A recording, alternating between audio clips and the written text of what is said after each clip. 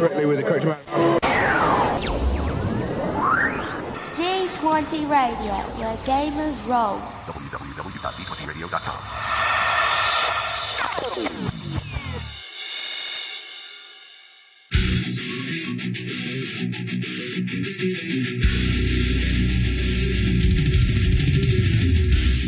Welcome to Me and Steve Talk RPG, the podcast where me and my friend Steve try and help you get the most out of your role-playing game experience.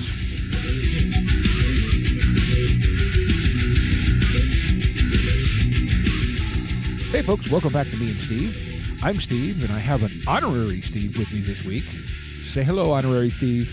Hey everybody, good to be back. Yep. Joining me this week is going to be JT Dimino, who's, he's been on the show at least 3 times before because that's how you become an honorary Steve. He's also a good friend from Gamer Nation Con and just the D20 network as a whole. Amongst other things, he serves as the community manager for like Discords and the Facebook group and all that fun stuff.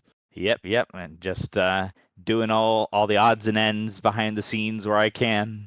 Yeah, you're intermittent podcaster and all sorts of fun stuff. Oh yeah. But on the subject of the D20 Radio Network, we want to welcome a new member to the network at this point, that being the We Fix Games podcast, which is run by, I know one of the hosts is Laura, who I have met at Gamer Nation Con. Very, very cool. And of course, there's the thing that I was looking for. Now, why does it always scroll away? There it is. We Fix Games dives deep into the story side of video games, what worked, what didn't, and how we'd make it better. It's part thoughtful critique, part chaotic brainstorm, with plenty of laughs, hot takes, and a fair bit of cussing. Come for plot holes, stay for the unhinged redesigns. So I have not actually gotten a chance to listen to any of their shows yet, but you said you have. Yes, and I'm also acquainted with Laura and their co-host Jerica, and they're running a pretty fun show, I think. If you like video games, they do a lot of deconstructing with the plot and sort of like the interactive elements. So if you've ever been the sort of person that likes to talk about video games and talk about like, how they did, this scene or that, and what works mechanically and story-wise and all that other stuff, that's basically what they're talking about. So you'll get a kick out of that. Very, very cool. So we have a topic for this week, and just to, not that if you're a regular listener, you probably haven't figured out that my brain is a very strange place to live, but I got to this topic through listening to an album on my way to work. And because I'm a cheap SOB and I drive an old car and et cetera, I was listening to music on this crappy little Bluetooth speaker that I have from somewhere. I don't even remember when I got it. So I was playing the Megadeath album, Peace Sells, and the title track came on, and one of the things, if you're familiar with the song, it has a really kind of memorable bass line that introduces the song, right? It's how the song comes in. And I'm driving along and listening. I'm like, wait a minute. I didn't hear the intro to this song. And so I kind of went, and this got me to thinking, like, obviously that speaker doesn't have the bass output to bring that up to the forefront, to where I could actually hear it in the car because of car noise, et cetera. But that got me thinking, like, as a GM, sometimes when that game or that session isn't going the way you want it to, is it because we as GMs aren't articulating or emphasizing the right things, much the same way my speaker wasn't putting out the frequencies that were what I expected to hear, Right.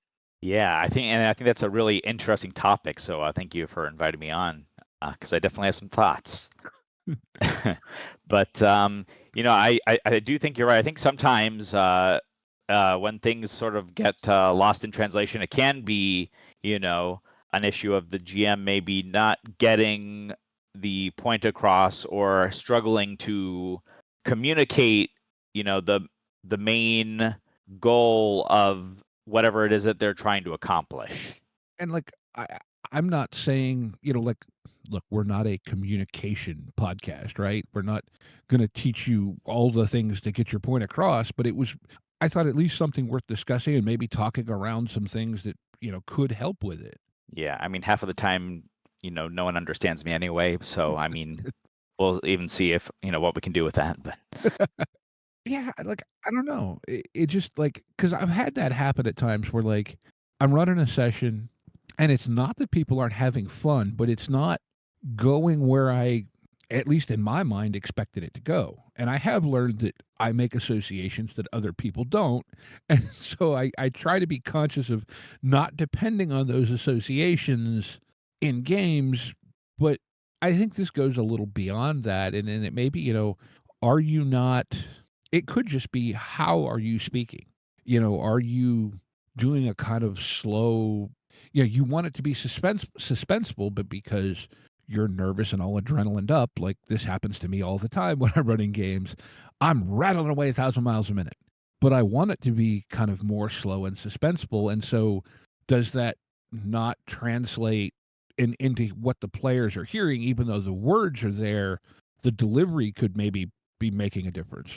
Sure. Yeah, and I've been there too, so I totally understand. I think most of our listeners probably, if they've ever run a game, sort of know that experience as well, where what you're trying to deliver to the group is not sort of what is coming through, and it's interesting to try to troubleshoot that. And I think a lot of times, like you were saying, it definitely can be a matter of maybe you're not communicating the way you had wanted to, but also it's a two-way street, of course. So, sometimes there is sort of just a breakdown where, like you were saying, if there's a reference in there and, you're the only one who gets it, then maybe that just doesn't come across well. There's that boundary there.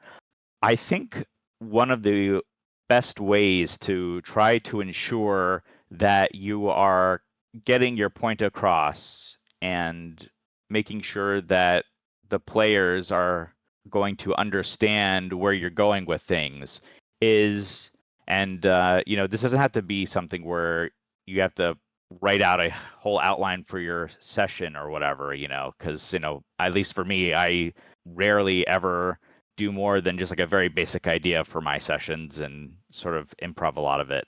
But having a goal at the beginning of a scene that you're running, for example, I think goes a long way, because if you don't know what the point of what the scene and like what the action is that is going on, then you probably won't be able to do the best job you can sort of communicating and sort of coming through with that point. So, if you start a scene and you're just like, okay, well, we've got some time to kill. I have to, we're going until 8, so let me just throw them in a situation and have them role play. That's great, and a lot of times players will have a ton of fun with role playing. But if there's no real point or end goal for it, then it's going to be very up in the air in terms of like, okay, well, when do we stop, or when do we like switch to something else? And your players may be expecting, oh well, if we're doing the scene and we're all just sort of like hang out in the ship, maybe there's something we're missing here, or maybe something is going to eventually be thrown in to take us into the next part of the adventure or whatever. So if you don't communicate well with what the goal of the scene is, then I think you could end up having problems. Yeah, no, that's a very good point. I think, and that's helpful because I'm very much like you, largely an improv GM. A lot of times I'll have a loose something in my mind, again, often kind of a goal. But as to how we get there, I'm often very, very fluid and just improvise based off the players do this, so that this happens. And that's that's fine, right? Like I do that. You said you do that a lot. But I think, like you said, you do have to have some sort of a plan. And I think, but that goes to, in a sense, right? If you don't know what your plan is, how can you effectively communicate the tone or whatever? You know? Right, exactly. Yeah. And so, I think you have to sort of practice that, I think, particularly if you're not, planning out all of your scenes and adventures and things in advance, or if you're just like doing a off the cuff one shot or whatever. But I think a good strategy can even be to sort of even state, maybe just not super directly, but say, okay, so we're going into this, and obviously you're looking for clues for who murdered your friend or whatever, and then you can sort of set the scene, and then everyone goes into it knowing, okay, yeah, that's right, we were trying to look for clues, so obviously we should be focused on trying to figure out what's going on. And as soon as you say stuff like looking for clues, then suddenly the players are like, okay, well, like what's around me, let me go check out, what's behind this photo or whatever, and see if there's anything there. So that just gives a jumping off point for the players too, and that helps ensure that the goal of the scene is sort of being embraced by everyone. Yeah, yeah. I think too, right? Like there's a line there that, and maybe this is just some finesse that comes with experience and trying and not getting it right, of leading without pushing them down a specific track. Sure. Because I mean, we've all been there. We've all done it. We've all had it done to us as, either GMing or as players. We're like, oh, gee, there's one option here. So I don't think you don't want to go that far, or I don't know. Like, it's kind of one of those things too, though, where like I remember years ago watching an old black and white version of, I think it was Hound of the Baskervilles, and there was this scene where for like 2 or 3 seconds the camera is just focused on this painting, and like you're going, okay, and then it nothing at all is said whatever about the painting until like half an hour later when Sherlock is explaining the whole thing and he ties it back to that painting.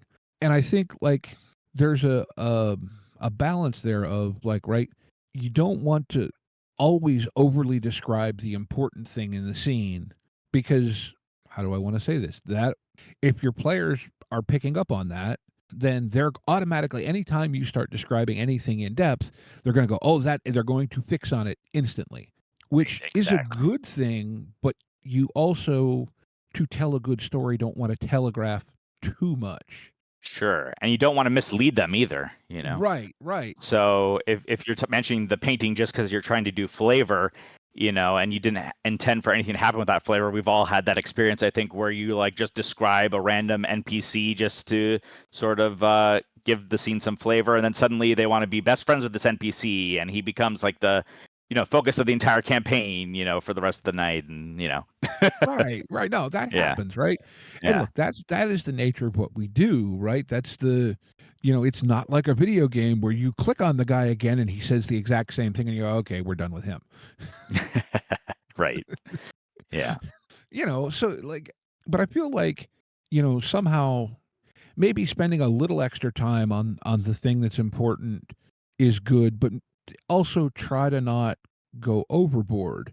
Right. And again, like I said, I think that's a thing you have to learn, and it's kind of a feel bit, but I just feel like the whole concept is very much something worth thinking about as you're Right. thinking about how to run your games and whatever, because I know I've been there, man, where you have something and you're like, why don't they pick up on this thing?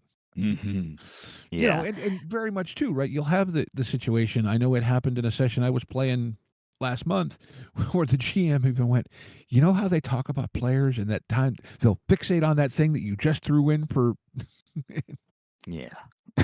Yeah, no, I think everyone probably has that experience at some point whenever they run a game, and it's basically what you were talking about is basically just, classic Chekhov's gun scenario, if you're going to mention Yes. something like the painting or whatever, then it better have some relevance later, or else either, people will be misled and start focusing on it more than they want, or they'll suddenly be like, well, what was the, point of that? And that might be disappointing for them if it doesn't come back in. So who knows? I think partially getting good at describing a scene, especially like when you're setting the stage for it, like when it's just starting, can be helpful. And that is something that does usually require practice unless you're a natural. And some people are. I'm not one, so it's definitely something that I have to work at. You know, but being able to do things like describe senses and other things like that to help sort of put the players into it. But the details that you choose can be important because they do sort of lead the players potentially to focus on certain things. So like if one thing I would say is that if you're trying to just, do some flavor and set the stage, and, you're talking about being in a cantina, and you can mention the music. You don't want to say, though, like, oh, you hear the sound of this or that, coming, without giving any explanation for like why they would be hearing it. Because if they don't understand why that's happening, then they're going to say, well, oh, well, we should investigate, or, well, that's kind of weird. So obviously maybe this is something we need to look into. But if you know that you're in the cantina and you know that there's a band there, and then you're talking about, oh, you hear this music, et cetera, et cetera. It's like, yeah, there's this band playing, so that's what happens in cantinas. It's just like your typical Mos Eisley spaceport cantina type situation or whatever. So Yeah. Yeah, I wonder too, like, because, and I think this is where we also have to be cognizant of, for example, I'm a good bit of a music nut. And so I might go into a little more detail on the music than you might, for example, just because that's a thing that I focus on. sure. Doesn't necessarily mean that I'm planning to do anything with it, but it could. And so I think it's a thing where you have to also learn yourself enough to know, hey, well, if I walk into a bar and a band's playing, I'm going to be looking at their gear and whatever. You might walk into the same bar, the same show, and just go, "Oh yeah, there's a band playing. It sounds pretty good." And it's Yeah, not, fair. you know what I'm saying? So like, to me, what gear they're playing might be something that I think is relevant, even though in the grand scheme it's not. And so I think what I'm trying to say is, don't necessarily include details just because you think they're important. Get to know yourself enough to know when you're adding detail that essentially really only matters to you. Right. That's a good point. Yeah. And I think one way to sort of help with that can be just to, when you're trying to describe something, ask yourself, like, does the gear that the band is playing with have anything to do with the goal that I have for the scene? Like if they're meeting a contact there, does the gear that they're playing matter? Or, is that just something that really interests me that I'm trying to throw in there, but it might get things off track a little bit. And I mean, there's nothing wrong with throwing in some extra details. I think framing is just really important. And as soon as you see the player start thinking like, oh, he mentioned the gear, maybe we better check out like what's up with that gear, maybe try to lead them or like redirect them to a different thing. I heard some good advice that when you're trying to do like senses and descriptions, like choosing 3 senses can be good because that gives like a good rounded type of description of a place and can help. Some people tend to focus more on like what they're hearing. Some people, obviously what they're seeing is going to be important for almost everyone. If you're in the kitchens of some place, then you might smell some really interesting smells. I think that's one that doesn't get used as much. Yeah. Yeah. So you could also try to just incorporate a few things sort of together, and that way, hopefully, you don't end up like ultra focusing or overly focusing on that one thing that might interest you, and that'll help the players not think that that's something that they need to be focusing on more. Yeah. No, that actually, I didn't think of it in that context, but picking, like you said, if you want to go to we'll call it a 3 senses rule, think about which senses set the mood you want more and lean to those. Hmm. And you know what I mean? Like, I hadn't Yeah. thought about that. That's interesting. Yeah, I think that that may have just been, like a writing class. It may have actually been the Adventure Game Academy that Keith Capel and Maggie run. But yeah, that's another thing that is sort of adjacent to the D20 radio. There is that we Yeah. have friend of the network Keith Capel Hmm. does this RPG writing class. Yeah. So yeah, I may have picked it up from him. Well, no, but that's right. That's good advice, though, in general, right? Like, and I hadn't thought about it that much because it hadn't occurred to me because I know, and let's be honest, a lot of us gamer folk are in some form or other somewhat neurodivergent, even if it's Sure. just, maybe we're diagnosed, maybe we're not, whatever. Hmm. But like, I think it's really easy to overload people, Right. and it's also really easy to like, there's a kind of a not all that wide line to walk there at times. And Yeah, then yeah. combined with the fact that you pick up on this thing, I pick up on this thing, and I've got however many people sitting at the table, and we're trying to kind of herd them all. Right, right. And yes, it is a balancing act because, like we were talking about, you don't want to give them too much information as to overload them or to overly focus on something that's really ultimately not relevant. But you also need to give them a little bit of something, or else every single location and scene is going to start to feel the same if there's like no description. If you're going in and saying, okay, you're in a room, it's like, okay, a room, everyone is going to have a different idea of what that looks like unless you give a few details. So, sort of being able to pick out those things, like you were saying, like choosing the 3 things that you think best set the mood for senses, like the hearing, sight, maybe touch is another one that probably doesn't get used as much unless Mhm. there's really something interesting texture wise in the room. But, just like using those 3 then can show you, okay, well, this is a room that's very different from the last room we were in because this one has, these crazy stuffed animal heads on the wall or whatever it might be, and Right, and you go like, I from think there.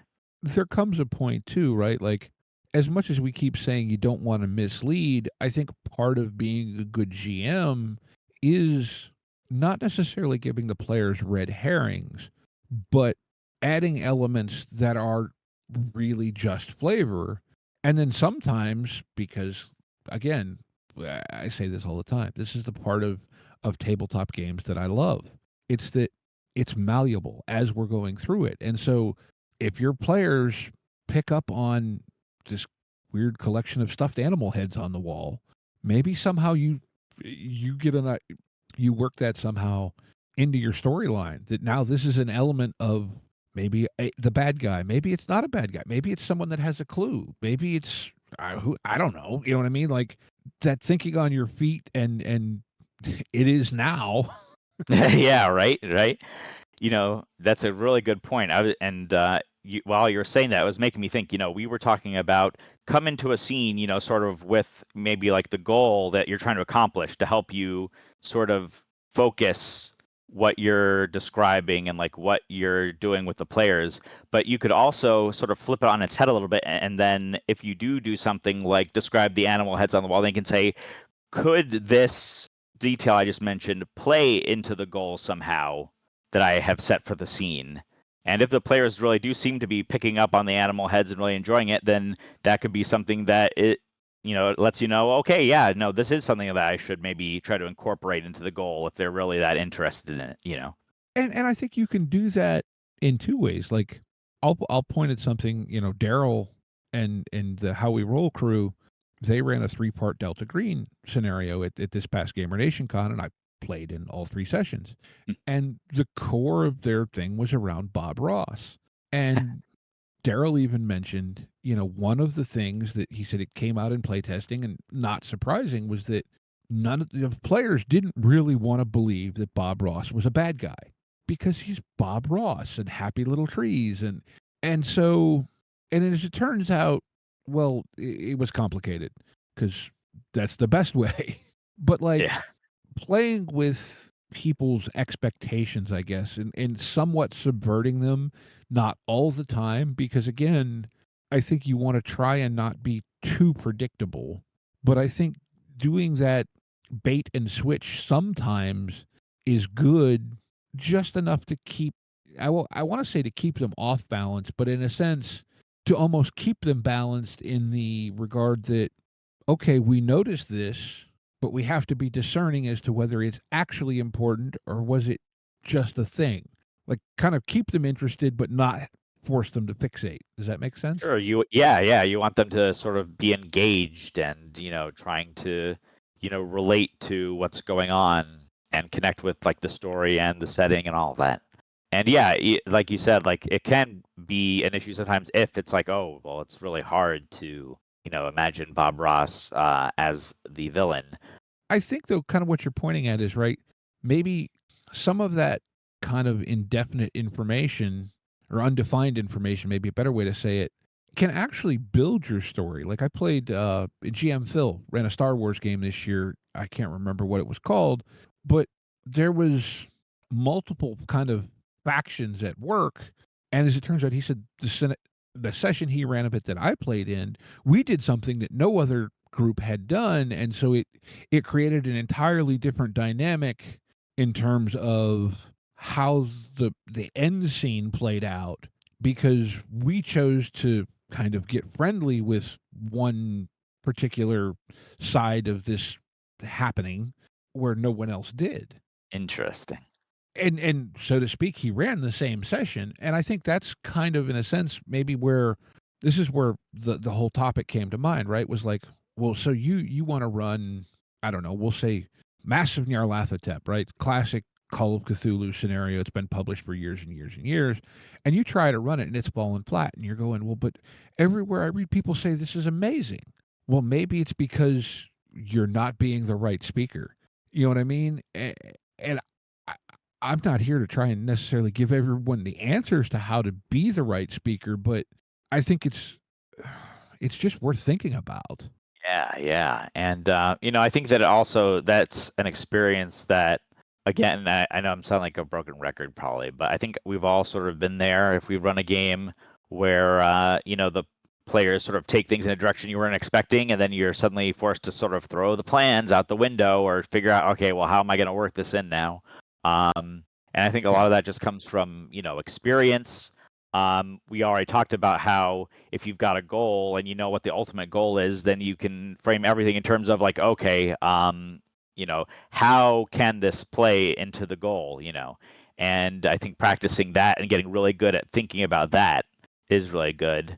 Alternatively, if you're having problems because things keep going off in a direction that you never intended, and maybe that is at odds sort of with the goals of the adventure, it can be good to practice the art of redirection to sort of get things back on track to where you want it to be. So, for example, like we were talking about the room with the stuffed heads, and if you just sort of use that as like a throwaway or just a way to get one of the senses in there for something interesting, but then your players are really fixated on it, and you have your particular goal in mind, if maybe it's sort of like they're just supposed to be meeting an NPC to get information. Maybe that's the point where you have the NPC walk in and say like, oh, I see you're admiring my heads, and then you can use that as a segue into like, well, I was actually out hunting, the other day, and this thing happened, and then you can give them the information from that or something like that. And so, you're including that detail in, but you're, then using it to accomplish the goal that you were originally trying to, do with the scene, to give them the information that they were there meeting the NPC for. And sometimes you can just make it a quirk of some character. Like what you just said made me think, okay, so he was out hunting, right? Well, what if this particular individual, they want to experience hunting? And this may be just a complete tangent here, so bear with me for a second. No worries. This person has this collection of and when you said stuffed animal heads, I don't know if you were talking taxidermy. In my mind, it was like they have the heads of Care Bears and various other. Okay. That's exactly what we were talking about before, about people's minds go to different places when you just mentioned the same thing. So, I mean, it's a perfect example right there. Yeah. Like, I guess maybe the proper or more appropriate term for what I was thinking would be plush animal heads on the wall. There we go. Why I went there, I don't know. But so, and this could just be a fun NPC for someone to use, right? So this individual has a collection of plush animal heads on the wall, even maybe mounted kind of taxidermy style. And what it really is they're like somehow obsessed with photography. And so they go take pictures of these animals and then go get, they took pictures of raccoons. So they get a plush raccoon head and put it on a plaque on their wall. Or that would be very quirky. Yeah, no, could make for a very interesting character for sure. I don't know. Hey, now I'm going to have to challenge myself to throw that into my next game somehow. I don't know. We'll see how that goes. Right? Yeah. Oh, man. Oh, yeah. But I think one of the tricky things about this topic is that in terms of being the right speaker, there is some degree of trial and error and just practice and skill, getting used to it. It's not something that you can necessarily just there's there's a formula that you follow and you become the right speaker. It's obviously a bit more complex than that. Oh, absolutely. And like I said, it could even come down to, is the manner that you're speaking in when you're describing certain things kind of contradicting what you're wanting to get across? It could be any number of I used the example before about, you want it to be kind of tense and dramatic, and because you're a little nervous or you're a little hyper or any number of things, you kind of blow through it real fast. I think it's just something to be conscious of. Are you laughing and joking while you're describing the scene and it's supposed to be serious? And again, we're playing games to have a good time, so there's nothing wrong with the laughing and joking part. But I think at times, right, we can have so much fun that we're losing the greater goal in the moment. Does that? I don't know. Right. No, I know it makes perfect sense. And to your point, with tone, setting the tone is a really important part, I think, of role playing because, it's sort of the way where we set expectations and we sort of get everyone on the same page. So, if you're trying to have a very serious and emotional sort of scene, but everyone's laughing and joking and making, side comments the whole time, then you're probably not going to get that emotional impact you wanted, from that scene. So keeping the goals in mind again is important for that. And then, there are obviously like I would call like advanced stagecraft sort of stuff they could do, or like storytelling where if you're trying to tell a really serious and emotional scene, you can slow down a little bit.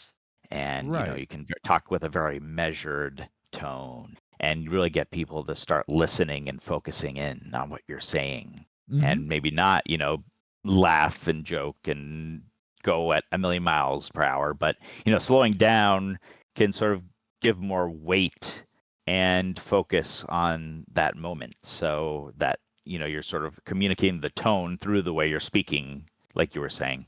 Yeah, and I think, there's a lot of techniques to storytelling and speaking because let's be honest, GMing, and I'm probably about to give some people some trauma here, but GMing is public speaking. It Oh really no. is. It's a very small audience, but it is still basically public speaking. And so I think, there are times where maybe sometimes, and again, maybe a little bit of a tangent here, but you can find really useful information in places you didn't expect. And you kind of led me into a month or two ago, for whatever reason. I wanted to listen to some comedy while I was at work. And I looked up this guy, I'd seen some clips on, like Facebook Reels or whatever of guy named Dave Nihill. He's this Irish comedian. And amongst the things that came up was him giving this talk at Google. And I'm like, what, comedian at Google? And so apparently one of the things he does besides comedy is he actually does like public speaking seminars. Interesting. Yeah, and so what he was saying is he said one of the things he's learned to do with his stage routine is he actually, and he said a lot of times you'll see comedians do this. They'll have a little tablet or something on a stool. He said, and he said mine doesn't actually have words on it. He said it's got a map.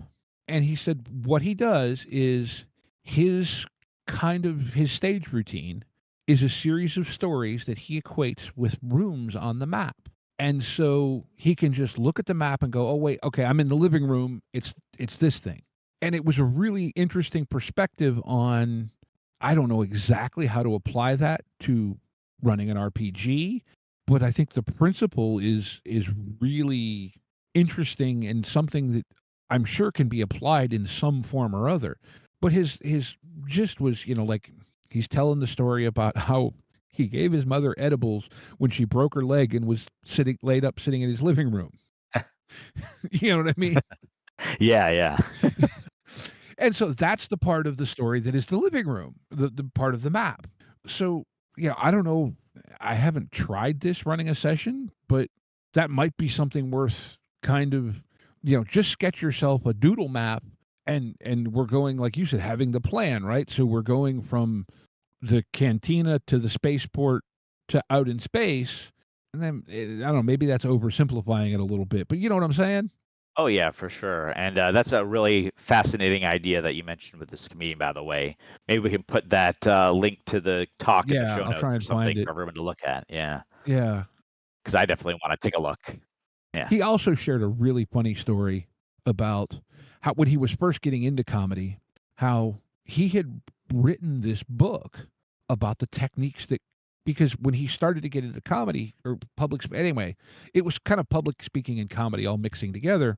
And so he wrote and like web published this book of techniques for like storytelling and public speaking. And so he enters this storytelling competition, I don't know, San Francisco or somewhere, and not really expecting to do well, just kind of wanted to see. Ends up coming in second place. And he says he's telling this whole story and he said, so I went and talked with the woman who won. And just, because I wanted to pick her brain and see, how she did things. And she said, and I think at that point he was going by a stage name of just like Irish Dave or something.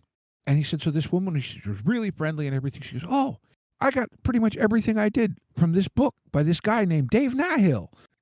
That's awesome. She literally Ironic pointed him at his own work. when someone is you better than you, right? But But like I said, oh yeah, man, that's awesome. I'll definitely find that and put a link in the show notes and stuff. But like I said, Yeah, the guy's comedy I find quite funny too. So but like I said, this was he was talking about just different things you can do and how and I hadn't thought about this, but like your posture can affect how the audience pays attention to you. What you're doing with your sure. hands and I I'm watching this slash listening to it while I'm at work, so I'm not paying the most attention. But it's one of those things I definitely want to go back and like kind of dive into a little deeper as far as what can I glean from this. But like I said, I think sometimes you could, who would have thought, right? You go to a comedian to learn how to GM better, but at the same point, right? Storytelling, that's what comedy is. It's public speaking. It all really is the same thing, just a little bit different mix in the soup. Oh, definitely. Yeah. And I think a lot of people don't always think about that. But, and part of it depends on the medium now, obviously, because if you're playing online and you don't have video or whatever like that, then you're not going to have maybe that aspect of the physicality, with the way you're presenting yourself while you speak. But I think a lot of people do sometimes forget when they're playing in person or if they have video online or whatever, that humans a lot of times do look at body language and we can communicate a lot through our body language, and that can become a tool that we can use to communicate what we want. And so maybe in a roundabout way we've sort of gotten to, from your making that point, one of the ways to be a better speaker or the right type of speaker is to think about how can I use the tool of my physical presence to make the point that I wanted to make and accomplish what I was trying to do. Mhm. And obviously, there's no right or wrong answer, like we said. So, these are all just different tools that you can have in your arsenal that can all potentially work together to play into how do I be the best speaker for what I'm trying to do. Oh, absolutely. Yeah. I've said it a bunch of times on the show. We're not here to give everyone the answers. We're here to try and get you to think about what the answer might be for you.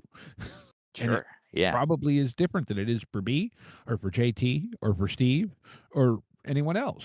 Yeah, no, you're absolutely right. I think that really hits the nail on the head. I think really when it comes down to it with our hobby, everything is going to be about what works for you and the people at your table, and everyone has different needs and different goals and desires for what they're trying to get out of it. So Yeah. it's important to take that into consideration.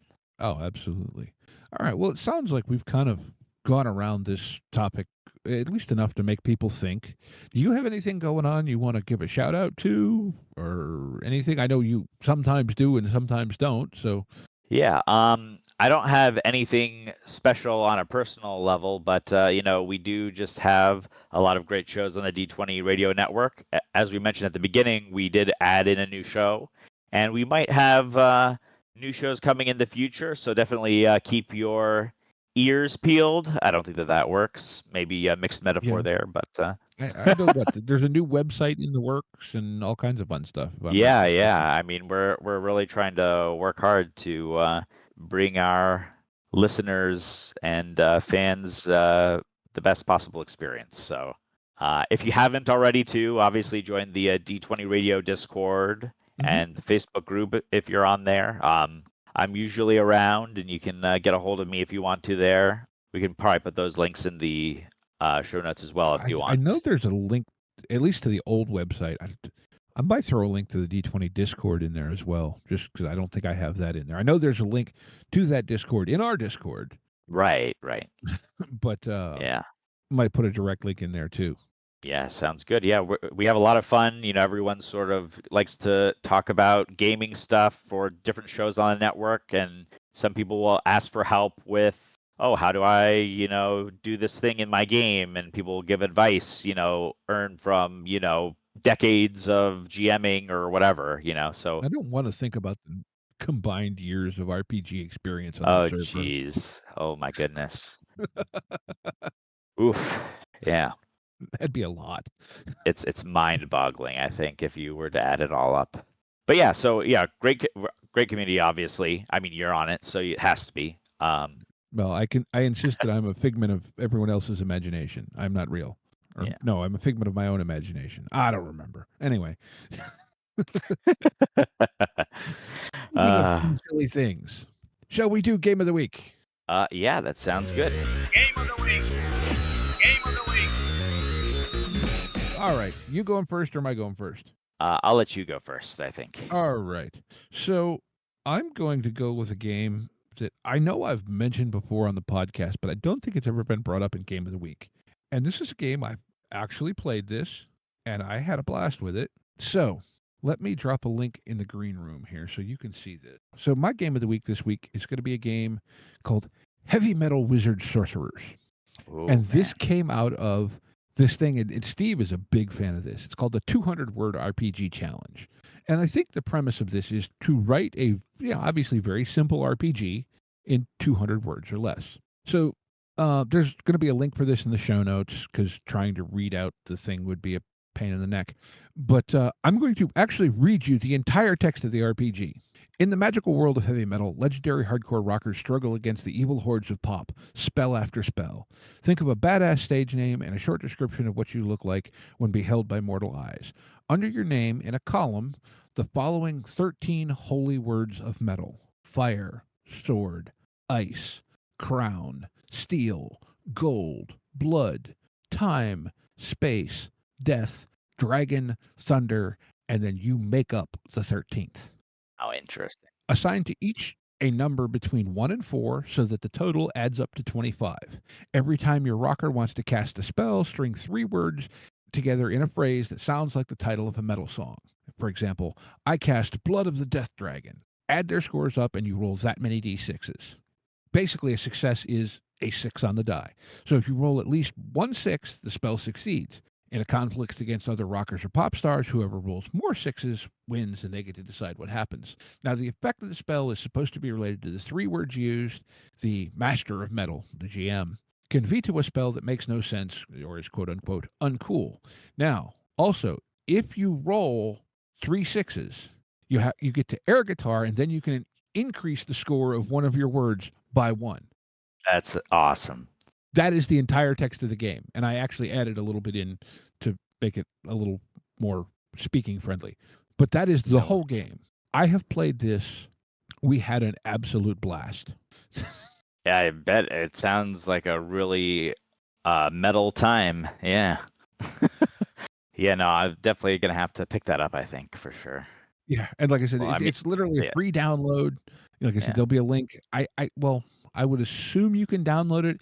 If not, I think the way it's formatted on the webpage, you could literally just copy and paste it. Yeah, that's fair. Wow. But like I said, I literally read you the whole game. Yeah, no, that is a pretty good find. definitely go ahead and pick that up, I would say, folks. All right, your turn. All right, I hope I haven't suggested this one before, so let me know if you remember if I have or not. But I was thinking about it today, and there's a one-shot RPG called One Last Job. I think I've heard of it, but it's been a while, and Lord knows Okay. that doesn't. It may or may not have been brought up here, so I don't Yeah. know. And actually, the reason I was thinking about it was because, we were talking about Gamer Nation Con, and at this last Gamer Nation Con, I got to run a session of One Last Job just sort of as a pickup one-shot game. Mhm. And it's a collaborative storytelling type of game, and it's sort of meant to be able to be played fast and loose. But the premise is that everyone at the table, or in the playing a character, is the member of a heist group that had gone their separate ways because of the last job. Something went horribly wrong. And then they're all coming back together to pull one last job before they all finally go back into a retirement and hopefully live happily ever after. But the conceit is that your character sheet is generally formed as you play, because you end up being introduced at the beginning, and you're given a name, and someone will say like, oh yeah, well, in order to do this heist, we're going to need the best hacker around, Bob. And then someone gets to jump in and say, yes, Bob, and I do this and this and this. But then you also have things like you're rolling dice basically against a dice pool that the GM has every scene, and you can either try to decrease the number of dice the GM is rolling, or you can try to roll to get like a certain number of successes, basically to accomplish whatever the goal is of like that given scene, like that part of the heist. So like if you're doing the hacking part, then maybe you're trying to break into the mainframe, and so then you're either trying to get rid of the dangers involved with the hacking, or you're trying to like get further into the mainframe to get the information you need, whatever. And sorry that I'm going off on a little bit of a tangent. But the thing is that in order to get the skills that you need to do whatever you're doing, people tell stories about your character in play, and that will give you ratings or other types of abilities where you can be like, oh yeah, remember that time when Bob had to use a flute and played it into like the public payphone or whatever to make the call without any spare change or whatever. I don't know, just some random thing. But then you can suddenly get this skill or ability that can then be used for the rest of the game for Bob. And you also have this story now that's added into sort of the world that you can then draw upon multiple times to do different things. But yeah, it's just a lot of fun because it's a lot of collaborative improv, and you're basically relying on everyone else at the table to help you get cool abilities and gear and stuff for your character by telling stories about what your character did in previous jobs and stuff like that. So it just becomes a lot of fun. Is this the right one? Do Yeah. I have the right one linked to the green room? Let me double check that. Yeah, that's it right there. Yeah, by Grant Howitt. Yeah. It's a very simple thing, but it's just a ton of fun. I've played some Grant stuff, and his stuff is generally very, very good. Yeah. He's actually the mind behind Havoc Brigade. Oh yeah, right. He and yeah, I mean basically the game is set up so that it's setting agnostic, so you can basically set it in any type of thing you want. Just the premise is that there's a heist of some sort. So it doesn't matter whether it's a fantasy heist or a sci-fi heist or I don't know, fairy tale heist, whatever. You could potentially run it as long as everyone's on board. And yeah, you could yeah. be a backwards heist where it's a police raid on a criminal hideout headquarters. Sure. Yeah, that would be a really interesting way to do it.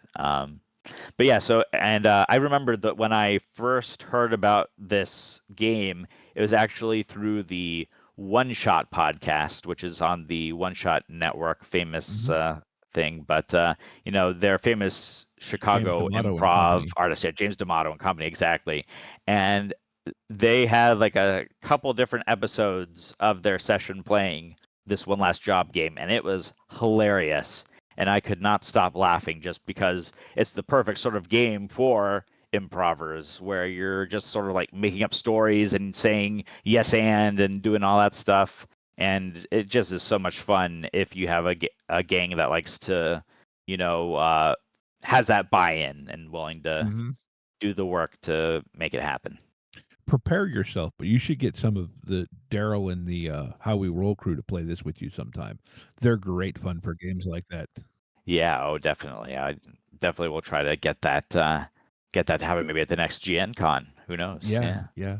Well, I will say GM Dave got treated to a round of he walks in at one point and we would just finish something up and he goes, "All right, who wants to play Everyone is John?" And he sat down with myself and Daryl and Steph and Nick and Robert and we proceeded to have a absolutely hysterical session of Everyone is John. Oh yeah, everyone John is a lot of fun. But especially when you have people who love to do the improv and just the wacky off the cuff stuff. Mm-hmm. Yeah. All right. All right. Well, I think that about wraps up the show. I think we gave some people to think of. We gave some people some good things to think about as far as are you being the right speaker when you're telling your stories in your games, and hopefully they can take some of the game, maybe pick up one of the games of the week for some fun and practice and all that other cool stuff. And I think with all that, thank you for coming on and having a conversation with me, kind of on short notice, but much appreciated. Oh no, my pleasure, Steve. It's always a blast to come on and talk with you. And I know the other Steve couldn't be here, but it's always Yeah. great to talk with him too. But He did say to say hi. oh yes, well, definitely say hi back for me then. All right. All right. But I think with all that, like I said, there's going to be a bunch of links in the show notes. Be it for our Discord. But like I said, I'll probably throw one for the D20 Discord in there. There's links to our Patreon. There's links to our YouTube feed if you prefer to listen to your podcasts on YouTube. We now have a YouTube channel. Like I said, our Patreon, our Discord, assorted other fun things, our drive-through affiliate link, all that fun stuff. But I think, with all that, y'all have a good time. And just remember to be kind to each other and get out there and play some RPGs. Yeah, keep it cool. Intro and outro music by the band 12 Noon. You can email us at meandsteverpg@gmail.com. You can find us on Twitter and RPGs. Find us on Facebook at Me and Steve RPG Podcast. On Discord at Me and Steve RPGs. And as always, all of these links are in the show notes. Thank you, and be kind to one another.